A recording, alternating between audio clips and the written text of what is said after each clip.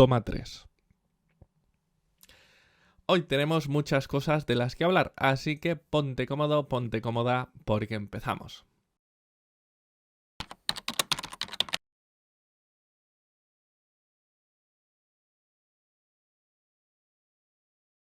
Para empezar a abordar un libro como Don Quijote de la Mancha, podemos partir de la noción de canon literario. Este concepto se puede explicar de muy diversas maneras, como por ejemplo así.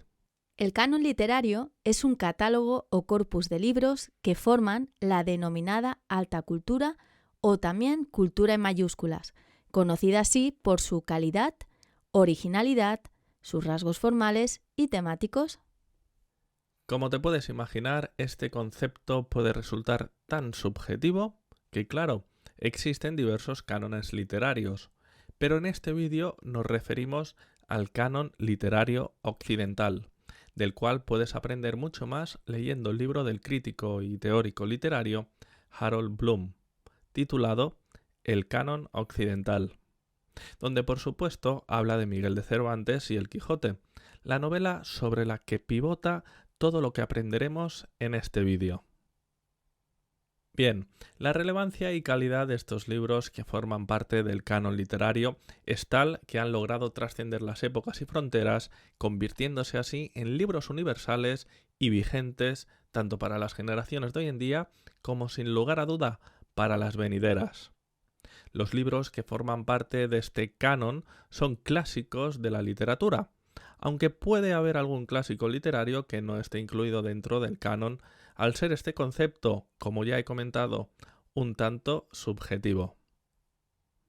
La noción de clásico también puede extenderse mucho y seguramente existan tantas definiciones como autores se hayan atrevido a definir este término.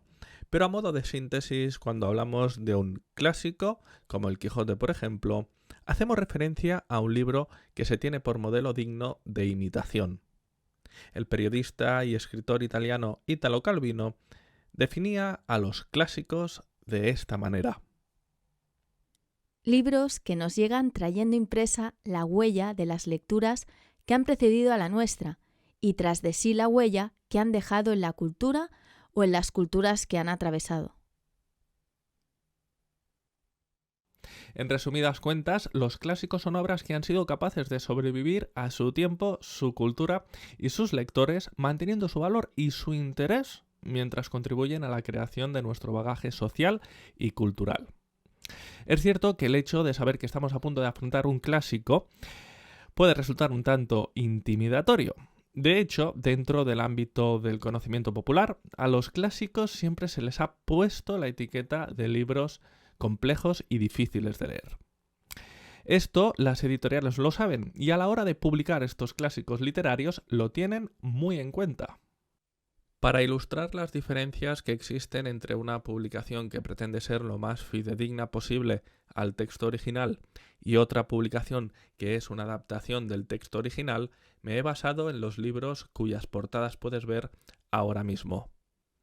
Por un lado tenemos la edición que la editorial Alfaguara hizo para conmemorar el 4º centenario de la publicación de Don Quijote de la Mancha. Como puedes suponer, este tipo de publicaciones está orientada bien a lectores expertos o bien a alumnos de estudios avanzados, como puede ser aquí en España, bachillerato o universidad. En realidad, esto es la teoría, porque en verdad cualquier persona, independientemente de su edad o nivel cultural, puede obviamente decidir leer el texto original, ya que para ello solo hace falta un poco de ambición literaria por descubrir y aprender distintas formas de narrar. Y por otro lado tenemos las adaptaciones de los libros clásicos. En este tutorial estamos manejando la edición de la editorial Anaya, que publicó en su serie denominada Clásicos a medida. Bien, ahora a modo de análisis literario empezaremos cotejando una y otra edición para ver las diferencias clave entre una publicación que preserva el texto original y otra que es una adaptación. Pues sin más demora, vamos a ello. Lo primero que nos llama la atención es el título. Por un lado tenemos Capítulo primero, que trata de la condición y ejercicio del famoso y valiente hidalgo Don Quijote de la Mancha. Y por el otro, Capítulo 1. Don Quijote sale en busca de aventuras y es armado caballero. El primero, por así decirlo, puede que requiera un poquito más de atención de nuestra parte. Los adjetivos antepuestos famoso y valiente imprimen más fuerza y carácter descriptivo al sustantivo hidalgo que si estuviesen pospuestos. Es verdad que para apreciar este matiz tal vez debas tener un poco de sensibilidad literaria, porque si no puede pasar desapercibido. La palabra hidalgo es clave para conocer el personaje de Don Quijote. Puede que así, a bote pronto, no conozcamos el significado del sustantivo hidalgo, o si más no sepamos su definición exacta. Hidalgo era la persona que por linaje pertenecía al estamento inferior de la nobleza. En el siglo XVI los hidalgos eran una clase social venida a menos, es decir, empobrecida, que pasaban necesidades materiales y económicas y vivían de las pocas rentas de las que algunos de ellos todavía podían gozar. Bien, respecto al título de la adaptación, no observamos complejidad en el vocabulario, lo cual está hecho para propiciar una lectura menos interrumpida, ya que no necesitaremos buscar en el diccionario el significado de las palabras. Pero sobre todo, es un título muy descriptivo. Nos dice claramente lo que ocurrirá en el capítulo, facilitando la comprensión del mismo. Nos define la acción principal del relato del capítulo 1 y así nos ayuda a seguir la trama más fácilmente. Pues bien, tan solo comparando uno y otro título ya nos hacemos a la idea de lo que persigue una y otra edición. La primera, servir a lectores que busquen un cierto nivel literario, y la segunda, facilitar la lectura de las personas que se estén iniciando en el hábito lector. Pero sigamos porque esto no ha hecho más que empezar. Si volvemos de nuevo al texto original, leemos. En un lugar de la Mancha, de cuyo nombre no quiero acordarme, no ha mucho tiempo que vivía un hidalgo de los de lanza en astillero, adarga antigua, rocín flaco y galgo corredor.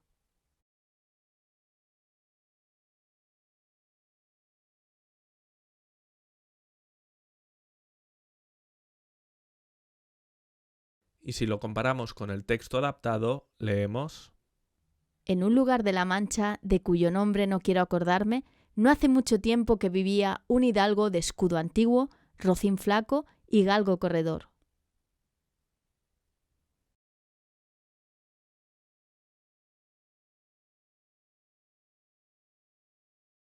Fíjate cómo, con muy buen criterio, han decidido preservar básicamente todo el inicio de la novela con respecto a la original. Esto es debido a que el comienzo de esta novela es tan importante y conocido que, francamente, por mucha adaptación que sea, variarlo lo entenderíamos prácticamente como una mutilación del texto original imperdonable. Si seguimos, nos damos cuenta de que las variaciones entre uno y otro texto ya empiezan a hacerse más evidentes. Mientras que en la edición original leemos: una olla de algo más vaca que carnero, salpicón las más noches, duelos y quebrantos los sábados, lentejas los viernes, algún palomino de añadidura los domingos, consumían las 3 partes de su hacienda. El resto de ella concluían sayo de velarte, calzas de velludo para las fiestas, con sus pantuflos de lo mesmo, y los días de entresemana se honraba con su vellorí de lo más fino. En la adaptada leemos: llevaba una vida acomodada, aunque sin grandes lujos, y en su casa nunca faltó comida, ni ropa con la que vestirse en los días de fiesta. Como puedes observar, la versión original es mucho más exhaustiva, mientras que, por contra, la versión adaptada es bastante más breve, clara y concisa. No obstante, a mi juicio, la gran diferencia es el uso que se hace del vocabulario. En el primer ejemplo, un vocabulario propio del siglo XVI, de cuando se publicó la primera parte de Don Quijote en el año 1605. En el segundo ejemplo, un vocabulario actual para que lo entendamos fácilmente sin necesidad de tener que recurrir al uso del diccionario. Está claro que podemos entrar a comentar las particularidades que esconde la versión original, que no son baladíes, ya que guarda mucha carga de significación que ayuda a descubrir quién era el hidalgo más famoso de toda la historia de la literatura.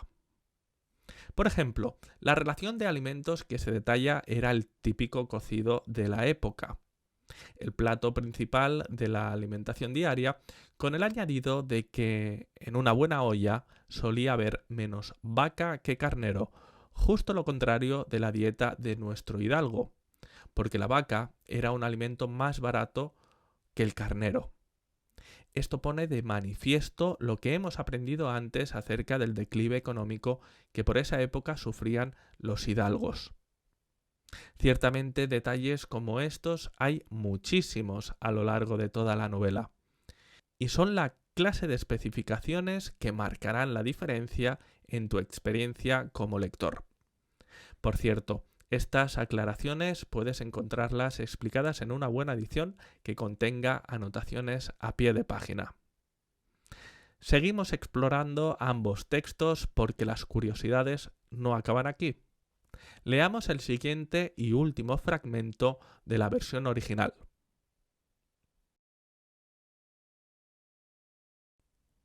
Tenía en su casa un ama que pasaba de los 40 y una sobrina que no llegaba a los 20 y un mozo de campo y plaza que así ensillaba el rocín como tomaba la podadera. Frisaba la edad de nuestro hidalgo con los 50 años. Era de complexión recia, seco de carnes, enjuto de rostro, gran madrugador y amigo de la caza. Y ahora escuchemos el mismo fragmento de la versión adaptada. Vivían con él un ama que tenía más de 40 años y una sobrina que no llegaba a los 20. Había también un criado que lo mismo ensillaba el rocín que podaba las viñas. Don Alonso Quijano, que así se llamaba el hidalgo, tenía casi 50 años. Era fuerte pero flaco, de pocas carnes y cara delgada, gran madrugador y amigo de la caza. Ya para cerrar este capítulo, solamente unas breves observaciones. Fíjate en la diferencia entre decir un mozo de campo y plaza frente a decir un criado. Ya sé que al fin y a la postre significan lo mismo, pero con la palabra criado se pierden todos los matices que guarda mozo de campo y plaza y que los amantes de la literatura tanto apreciamos descubrir. Tampoco quiero dejar escapar la oportunidad de comentar el vocablo frisaba, que significa, especialmente cuando hablamos de una determinada edad, acercarse o estar próximo, en este caso, a los 50 años. En la adaptación, de nuevo, perdemos la oportunidad de aprender esta palabra que seguramente muchos de nosotros desconocíamos antes de leer Don Quijote. Tampoco se te puede escapar que en los siglos XVI y XVII la esperanza de vida al nacer se situaba entre los 20 y los 30 años.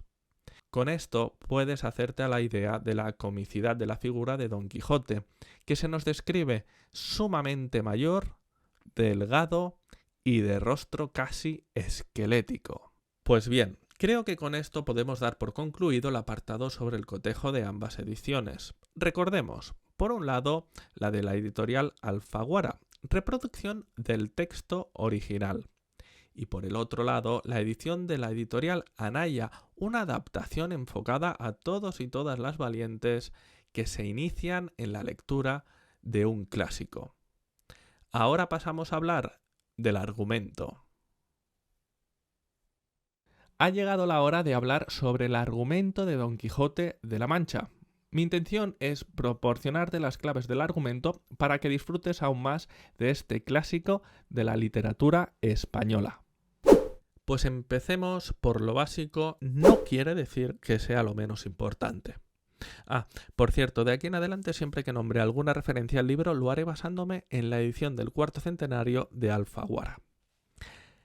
A Don Quijote de la Mancha podemos definirla como una novela de humor muy seria, que se publicó en dos partes a inicios del siglo XVII. La primera en 1605 y la segunda 10 años más tarde, en 1615. Las características principales de cada una de las partes podríamos esquematizarlas así. En la primera parte, publicada en 1605, Don Quijote emprende dos viajes. La primera salida la comete solo, es armado caballero en una ridícula ceremonia, como contrapunto cómico a las ampulosas ceremonias típicas de los caballeros de los libros de caballerías, y regresa finalmente apaleado a su casa. Esto es muy importante, ya que Don Quijote, aparte de ser una novela de humor muy seria, como ya he comentado, es también una parodia burlesca de los libros de caballerías, muy de moda durante todo el siglo XVI. De hecho, en el último capítulo después de la muerte de Don Quijote, Cervantes dice, aunque a través de la pluma de Cide Hamet Benengeli, recordemos que es el personaje ficticio que Cervantes hace pasar por verdadero autor de Don Quijote de la Mancha, las siguientes palabras. Pues no ha sido otro mi deseo que poner en aborrecimiento de los hombres las fingidas y disparatadas historias de los libros de caballerías, que por las de mi verdadero Don Quijote van ya tropezando y han de caer del todo sin duda alguna. Un pequeño alto en el camino antes de seguir con el tema de las novelas de caballerías. ¿Por qué dice las de mi verdadero Don Quijote? Bien, no me extenderé mucho, pero debes conocer que en el intervalo de tiempo durante la publicación de la primera y segunda parte de Don Quijote, es decir, entre 1605 y 1615, apareció concretamente en 1614 la publicación del apócrifo, es decir, falso, segundo tomo del ingenioso hidalgo Don Quijote de la Mancha, más conocido popularmente como Quijote de Avellaneda, impreso en Tarragona, cuyo autor se oculta bajo el seudónimo de Alonso Fernández de Avellaneda. De este hecho habla Cervantes en su famosísimo prólogo al lector que precede a la verdadera segunda parte de Don Quijote de la Mancha, que vio la luz en 1615, donde Cervantes recrimina a este falso Avellaneda no tanto su apócrifo Don Quijote, que a fin de cuentas es de muy mala calidad, como sí que le tilde de viejo y manco. ¿Por qué? Bueno, porque Cervantes quedó tullido de la mano izquierda en la batalla de Lepanto, que tuvo lugar el 7 de octubre de 1571, hecho por el que se ganó el apodo de El Manco de Lepanto. Cervantes describe la batalla en su prólogo a la segunda parte de Don Quijote como la más alta ocasión que vieron los siglos pasados, los presentes, ni esperan ver los venideros. Bien, pero retomando el tema de las novelas de caballerías, es muy interesante conocer que durante el siglo XVI las novelas de caballerías fueron la diversión preferida de todo tipo de gente y también una poderosa arma de propaganda, ya que sus protagonistas eran considerados como modelos de conducta que fortalecían la moral del pueblo. Hay que conocer al menos los títulos de dos novelas de caballerías muy famosos durante el siglo XVI. Tirant lo Blanc, escrita por Joanot Martorell en 1490, y Amadís de Gaula, escrita por Garci Rodríguez de Montalvo en 1508. En la segunda salida, Don Quijote convence a su vecino Sancho Panza para que lo acompañe en sus aventuras.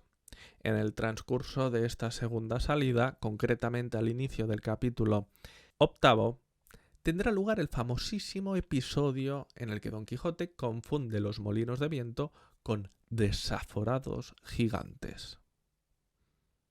Por cierto, una de las acepciones, es decir, uno de los significados de la palabra desaforado, es el de grande con exceso, desmedido, fuera de lo común. Al final de esta segunda salida, los amigos de Don Quijote, el cura y el barbero, lo convencen de que ha sido encantado por un mago y lo devuelven a su casa, encerrado en una jaula. En la segunda parte, publicada en 1615, Don Quijote emprende el tercer y último viaje junto a Sancho Panza. En la tercera salida, Don Quijote ve la realidad tal cual es. Sin embargo, los que le rodean se la cambian. Puedo borrar, ¿verdad? Si no, paras el vídeo, copias lo que te falte y sigues, ¿vale? Seguimos. Sancho pasa de ser un personaje de visión pragmática y conocimiento y costumbres populares a contagiarse de los ideales de Don Quijote. Los duques, personajes que han leído la primera parte de Don Quijote y que por lo tanto conocen su locura, se burlan de él acogiéndolo en su corte como si fuera un verdadero caballero andante. Y por último, su amigo el bachiller Sansón Carrasco, que primero disfrazado de bravo caballero de los espejos, cae vencido por Don Quijote en una justa, pero después, en la playa de Barcelona, convertido en el caballero de la Blanca Luna, le vencerá exigiendo a Don Quijote que vuelva a su aldea, donde finalmente morirá en su lecho. Hasta el momento hemos citado una serie de nombres de personajes clave en la historia de Don Quijote, mientras explicábamos el argumento del libro. Pero ahora, de manera muy esquemática y para que tengas una pequeña referencia de los personajes más relevantes que aparecen en la novela, podríamos clasificarlos en personajes principales, secundarios y fugaces. En primer lugar, los personajes principales. No hay duda, los dos grandes protagonistas de la novela son Don Quijote y su escudero Sancho Panza. Y en segundo lugar, los personajes secundarios. El Quijote es una novela en la que aparecen muchos y muy variados personajes, pero de la amplia galería de personajes podemos destacar como personajes secundarios a Dulcinea, el cura, el barbero, el bachiller Sansón Carrasco y a los duques. Pero por último, aún podríamos apuntar una última etiqueta, la de los personajes fugaces. En el Quijote aparecen un número muy amplio de personajes que solo aparecen en algún episodio. A estos los podemos llamar fugaces o también personajes comparsas. Este es el caso, por ejemplo, de la pastora Marcela, pero también el de los desalmados yangüenses, el de la hermosa Dorotea, el del pobre Basilio, el de la mora Zoraida, de la historia del cautivo, etc. A la hora de realizar un comentario de texto o una reseña sobre un libro, es importantísimo saber diferenciar entre argumento y tema. Esto es algo en lo que los profesores insistimos muchísimo, tanto que incluso decidí hacer un vídeo sobre la diferencia entre estos dos conceptos que puedes consultar en la tarjeta que aparece ahora mismo en pantalla. Y hasta ahora, hablando sobre las tres salidas que efectuó Don Quijote, hemos hablado de alguna manera sobre el argumento de esta novela. A modo de síntesis y de repaso, el argumento de Don Quijote es a grandes rasgos el siguiente. El hidalgo Alonso Quijano decide convertirse en un caballero andante, Don Quijote, a imagen y semejanza de los protagonistas de los libros de caballería que tanto ha leído y que han acabado por hacerle perder su sano juicio. Como todo caballero andante que sea digno de este nombre, Don Quijote necesita una dama a quien dedicar sus hazañas y a un escudero, y para ello escoge respectivamente a Dulcinea del Toboso, en realidad una campesina llamada Aldonza Lorenzo, y a un vecino labrador, Sancho Panza, quien le acompañará en sus andanzas.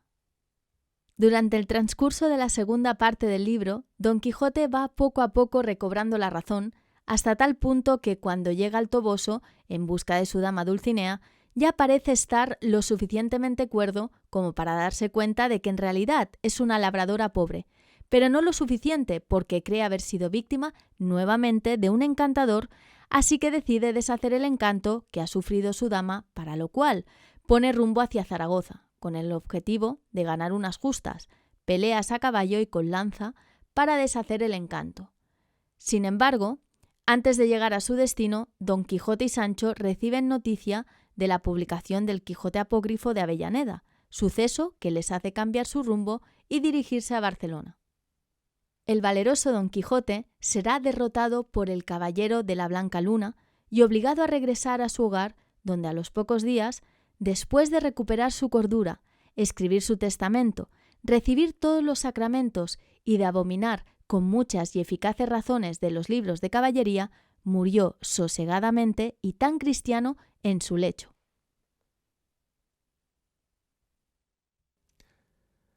Muy bien, hasta aquí el argumento. Pero ¿qué hay de los temas que trata esta novela? Digamos que solo leyendo el resumen de lo que podría ser considerado el esqueleto de esta novela, tal vez no veamos a fondo todas las razones por las cuales este libro está considerado un clásico de la literatura universal. Porque la verdad es que la importancia de la literatura no radica en lo que se dice, sino en cómo se dice. Por esta razón, después de ver este tutorial, me gustaría verte enfrascado en la lectura de al menos algún capítulo de Don Quijote de la Mancha. Pero por si acaso, y sobre todo con el objetivo de introducir uno de los temas principales de la novela, vamos a deleitarnos con la lectura de un fragmento del capítulo 22 de la primera parte de Don Quijote. Por el camino venían hasta 12 hombres a pie, ensartados como cuentas en una gran cadena de hierro por los cuellos, y todos con esposas a las manos. Y así como Sancho Panza los vido, dijo: «Esta es cadena de galeotes, gente forzada del rey, que va a las galeras». «¿Cómo gente forzada?», preguntó Don Quijote. «¿Es posible que el rey haga fuerza a ninguna gente?».